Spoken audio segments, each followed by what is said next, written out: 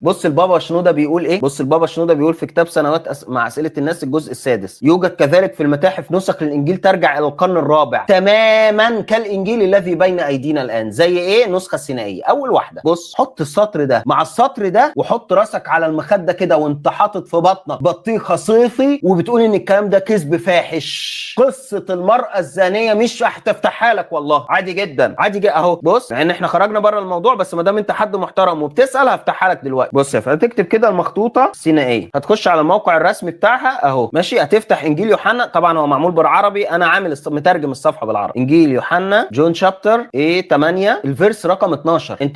انت شايف ده؟ طب معلش يعني البابا شنودة دلوقتي بيقول تماما كالانجيل الذي بين ايدينا الان، ادي كلام البابا شنودة تاني. بص تماما كالانجيل الذي بين ايدينا الان منه السينائيه، هنقفل كده السينائيه اهي مش موجود في قصه المراه الزانيه. طب بص تعال نجيب 7 الفيرس الاخير رقم كام؟ لو انت فتحته في كتابك هتلاقيه رقم 53، هنا 52 بس. بص اهو ايه رايك؟ 52 طيب 8 بص 12 بادئ من 12 مفيش، ده واقع. ما تحطش راسك بقى في الطين. شنودة بيقول كالانجيل الذي بين ايدينا، كان بيضحك عليكم كان بيضللكم.